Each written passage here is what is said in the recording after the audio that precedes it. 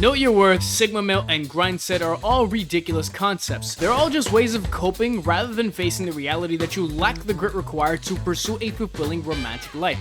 If you, quote, knew your worth, then you'd also know that it is a bitter truth that whether you embrace it or not, your worth is to some extent shaped by the perception of others around you, particularly those of the opposite gender. To boldly declare that a man's existence does not revolve around women is akin to saying that one's life doesn't revolve around the substance they require to survive. There's a bunch of theories about why sex is such a big motivator, but to put it simply, we need it to survive. If your parents didn't have sex, for example, you wouldn't be here right now to subscribe to my channel. You need food to survive, so what makes sex any different? Well, to start, let's look at the standards for attraction. Nearly every facet of your life, including the food you eat, will have an impact on your level of attraction and therefore have an impact on both the quality and quantity of sexual partners you have access to. Usually, positive things such as making more money and better soft skills positively correlate to the sexual access a man has, but this doesn't work the other way around. In simpler terms, the way you eat will determine who you can sleep with, but who you sleep with will not determine what you can eat. So this means healthy habits are done for sex, but sex in itself isn't done to acquire healthy habits. I restate the relationship between sexual access and habits multiple times for the sake of emphasis, but this is only the surface. Why is sex a more potent commodity than sustenance? While we require food to survive, sex in many ways drives our existence. Sex sells, they say, and it is not without reason. The allure of sex, deeply rooted in our evolutionary biology, influences our desires and standards for attraction. Models, the paragons of physical attraction, have forever been slim, toned, and healthy. Anorexia, for instance, has never been the symbol for attractiveness, and today there have been many attempts to sell the concept of plus-size models, which Naomi Mandel, a marketing associates professor, correctly predicted would fail. Mandel had conducted an experiment with her colleagues that showed exactly how inseparable sex and attraction were to a successful ad. They exposed women to both skinny and plus-size models and found that the average woman had their self-esteem reduced after being exposed to plus-size models, but not when exposed to skinny models. Skinny women maintain high self-esteem when exposed to either size models, and plus-size women maintain low self-esteem when exposed to any size model. Furthermore, plus-size women contributed much less to the markets, making little to no financial contribution when compared to average and skinny-sized women, despite plus-size options being offered. This confirms the age-old adage that sex sells. According to Dr. David Buss, what we find attractive is deeply rooted in our evolutionary biology. When it comes to physical attraction, David Buss states symmetrical faces and healthy bodies are universally attractive, so this means across the entire globe. So a healthy body, which is objectively good for you, leads to having more sexual access. But what about the mind? Well, according to most studies, women are attracted to men that are funny, confident, charming, and charismatic. Confidence emanates from either blissful ignorance to one's own incompetence or a person's awareness of their own heightened competence, a phenomenon aptly named the Dunning-Kruger effect. Once one has acquired a modicum of knowledge, the age-old advice of just be confident ceases to suffice. You're too aware of your own incompetence, and the only way to move now is forward.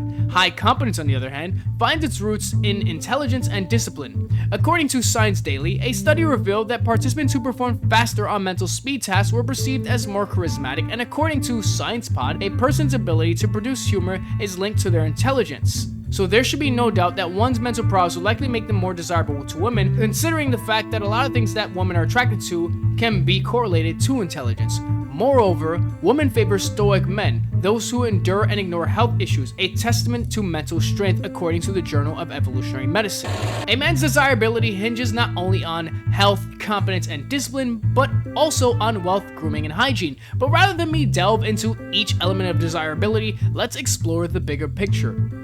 Women naturally maintain higher standards in mate selection, leaving most men at a disadvantage. Only 21% of men can be in the top 21%, and on most dating apps, these are typically the only men that get matches. The book Dataclysm actually paints this picture quite vividly. In a world where only 21% of men could be in the top 21%, social proof emerges as a significant factor. Social proof is the concept that humans conform to societal norms, and from this emerges the idea of pre-select men. This doesn't mean that a man has to be amongst the top of all men. It just means that if a man has little to no woman lusting after him, he is at the middle or the bottom of most, if not all, communities that he partakes in. If you're averse to confrontation and competition, you may seek refuge in a belief that life transcends this eternal contest. While I may hold a contrary perspective, I shall indulge this notion for the moment. Even if you were to assert that life is not an unending competition, the truth remains. A man's social ranking revolves around his significance and utility. The more useful you are, then the more important you will be, and the more important you are, the higher rank you will receive. A position in the middle or at the bottom denotes nothing more than parasitism, an existence that draws nourishment from a community while contributing nothing in return. In a bar, for example, the hierarchy goes like this. At number 1, we have the bartenders. They offer libations, engaging conversations, comfort if they're tactful enough to spot anxiety amongst the patrons, and a repository of the current happenings for those seeking to fill their evening. Here's Johnny. Your way's gonna destroy this place. And I'm not gonna stand by and just let it happen. If you don't fight, you die. I'm not gonna stand by. Next in line, if present, are the bouncers, tasked with ensuring the patrons' mutual respect and safety. The next positions on this list become circumstantial. In some instances, popular vivacious men might find themselves in this tier, but the limited vacancy therein constrains their numbers. Most often, these men hover just beneath the young, vivacious, and attractive women. Following these are average women endowed with decent soft skills.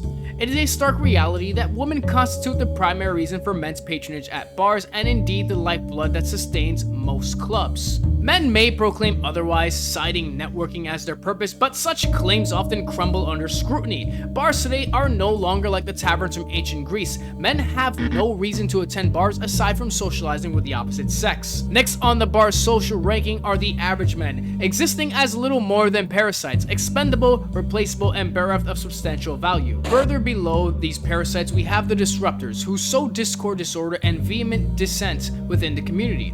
Often these are unattractive women or belligerent men. They do more than simply contribute nothing. In fact, they actively detract, disrupt, and dismantle the harmony within a community. Disruptors, in their inauthenticity, embody a repulsiveness that even the subconscious human psyche can detect. Give these disruptors alcohol and watch as the crumble of their facade accelerates. Blood for the blood god! Blood for the blood god! Blood for the blood god! Your standing in each community combines to predict your ranking in a new one. Some communities will bear more weight in this average depending on its relevance to the new community. For example, if a man has a higher social status in many bar communities, it is fair to predict that he will easily gain higher status in a clubs community, even if he fails in other types of communities. Whereas being high ranking in gaming communities might not translate as well to bars and clubs. Higher social status grants access to better quality and quantity of women. In essence, your romantic life mirrors your social status and image as a man. Just to recap, your physical and mental health, personality, financial prosperity, image management, and social status increase your sexual access. Your sexual endeavors, however, do not significantly impact these aspects. You work on them to have sex, but sex is a byproduct of obtaining them. Perhaps you still believe sex isn't important and that these habits are merely for the betterment of our life, not sex. Some may argue that these endeavors aim not for the pursuit of sex, but for the betterment of life itself, and to them I say, consider the manifold benefits that women bestow upon men through sexual congress. Success in this realm translates into profound physiological changes. The winner's effect, as I elucidated in one of my other videos, unveils the propensity for winners to continue the streak across various facets of their life. Our biology deems sexual triumph a victory and orchestrates a symphony of changes in response. Studies affirm the reduction of anxiety and blood pressure persists in those who partake in intercourse, a phenomenon absent in those who merely engage in self-pleasure. You may wonder, how does your biology discern between sexual congress and solitary acts?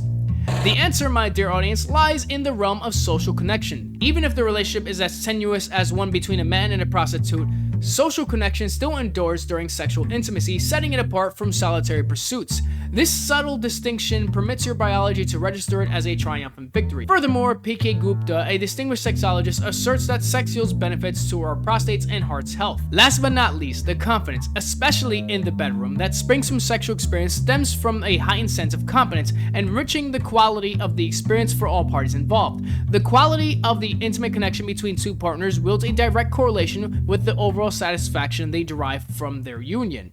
With all that being said, the aim of this channel is to enhance men's romantic and sexual lives and in due time offer relationship advice. I have much to learn, so please subscribe and join me on this odyssey.